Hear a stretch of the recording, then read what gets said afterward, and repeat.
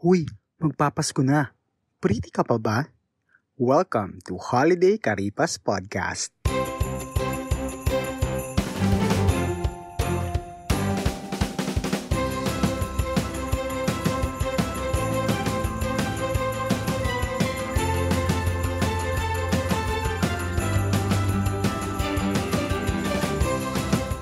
Welcome back, pretty people! Yes, we are now at episode 5 of 6 ng ating mini-series na Holiday Karipas Podcast.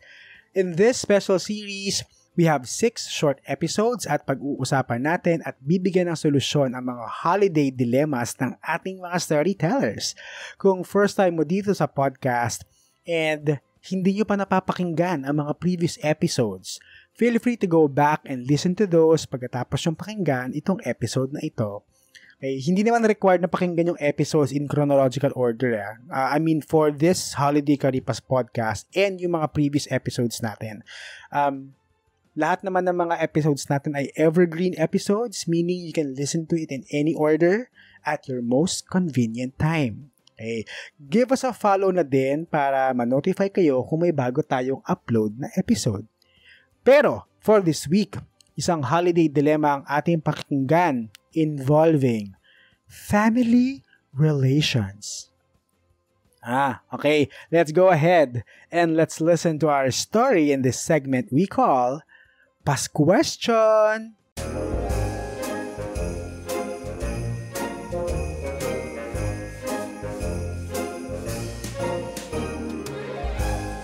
Hi, Tito Alvin. So, I really wanted to get your opinion about my current situation. Earlier this year, both my parents passed away. And to be honest, I didn't feel like celebrating Christmas with my siblings kasi we had an intense fight this year about sa lupa sa province na naiwan ng parents ko. So, what I'm planning to do is to just go to work on Christmas Day and not go to our annual Christmas get-together.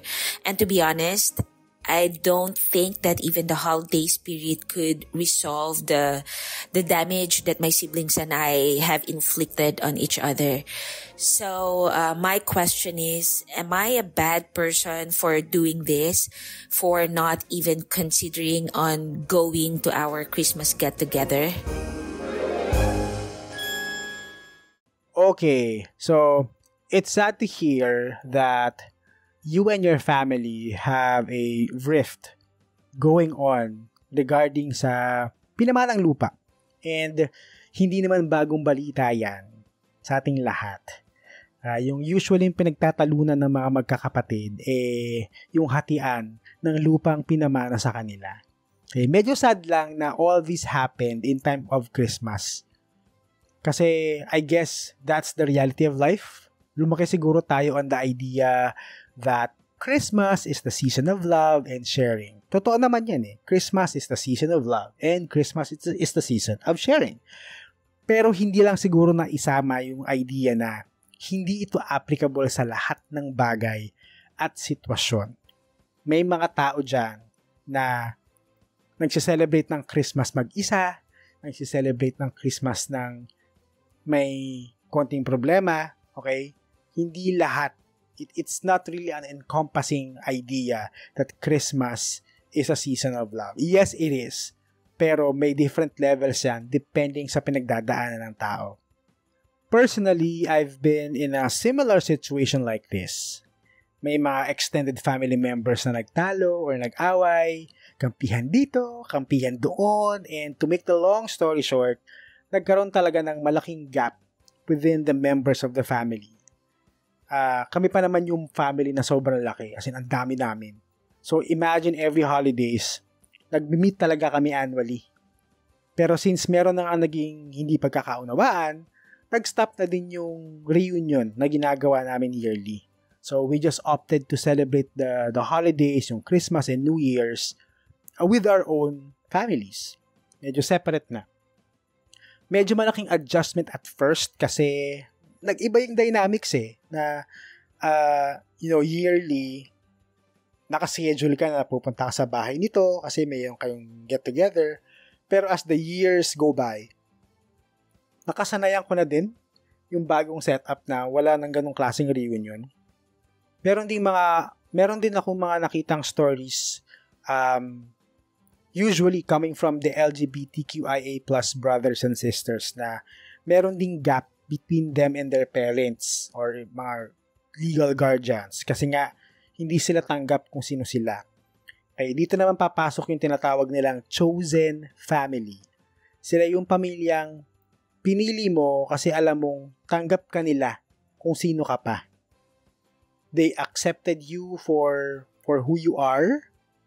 They accepted you wholeheartedly without any conditions.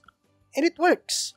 I mean, they are not with their biological families during the holidays, pero they receive the same level of love from their chosen families. Yan. If you're watching RuPaul's Drag Race, yan, pag nagme-makeup na sila, usually napag-uusapan niya yung mga chosen family na hindi siya talatanggap ng parents nila. So, umalis sila sa poder ng parents nila and they went to another state, they started working, and then yung mga sisters nila na nakasama nila sa bar, na nag-work as drag queens, yun yung naging chosen family nila. And every year, sila yung magkakasama during the holiday season. And again, it works. Okay, mag-work yan. Kasi nga, you choose to belong to a group that accepts you no matter what. So, very similar to dun sa sitwasyon ni storyteller. So, para sa'yo, our dear storyteller, simple lang yan. Choose your happiness. If you think that spending the holidays at work will give you peace of mind during the holiday season, then so be it. Ang importante lang naman is you are happy. You are content. Yes, it is ideal to celebrate the Christmas or New Year with your family. Yun na kasi yung kinalakihan natin na it should be a family event. But it's not wrong if you choose to celebrate it with yourself or with people who can make you happy and content. Okay, by the end of the day, it's your happiness and peace of mind that matters. Nobody else. Ewan ko kung saan industry ka nagwo-work, no? Pero kasi kung sa call center ka nagwo-work, usually naman may pasok ang Christmas tsaka New Year. Hindi naman siya bago. May pasok ka tuwing holiday. So, imagine mo na lang kung double pay yan, triple pay, ba? Magkakamal ka ng limpak-limpak na salapi. So, pagdating ng January, sa sweldo sa January, marami kang pera. Yun na lang isipin mo. Hindi mo man nakasama mag-celebrate ang family mo kasi meron kayong hidwaan, at least mataba ang bank account mo. Charot! Hindi, pero ito seryoso Hindi lang isa para sa storyteller natin. Doon din sa mga taong may ganitong klaseng problema. Yes, it's nice to celebrate it with family. It's nice to celebrate it with the ones that you love. Pero at the same idea, you choose the people that you love. So, kung meron kayong gulo with your family, then celebrate it with people you choose to be happy with. Ayan. Okay, siguro yun ay pinakasimpleng way of explaining it.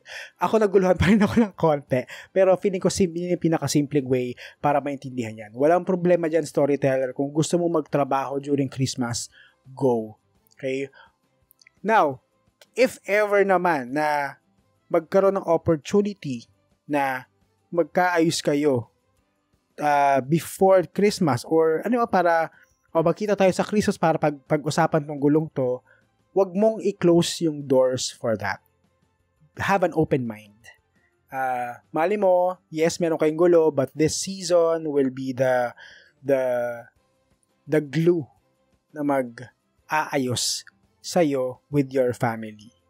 Ngayon, kung hindi mangyari yan, okay lang. Be content and be happy with yourself. But don't close your doors and open your mind to the possibility of fixing it with your family this Christmas season. Ayan! Okay, so that's the end of Holiday Karipas Podcast Episode 5. Yan, we only have one more episode to go in this special series, and I want to give a big thank you kay Andy. Yes, and thank you Andy for helping us in this episode. And sa mga nagtatanong, single yung friend ko na yan.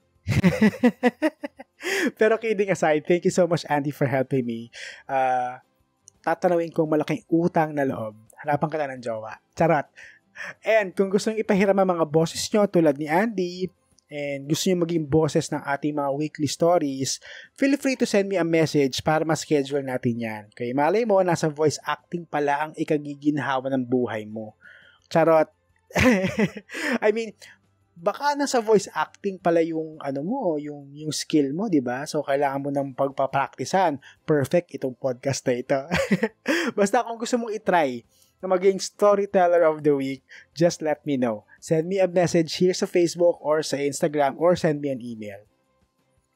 Kung nagustuhan nyo ang episode na ito, please follow our podcast and bigyan nyo na din kami ng 5-star rating. Don't forget to share this episode or podcast using the hashtag PrettyPettyThePodcast. Please follow us in our socials in Instagram at PrettyPettyThePod, in TikTok at PrettyPettyThePodcast, and in Facebook bit.ly/PrettyPettyThePodcast. If you have your own story or a dilemma at gusto mong i-share dito sa podcast or isa kang brand looking for brand partnership and collaboration, please send us an email at prettypettythepodcast@gmail.com.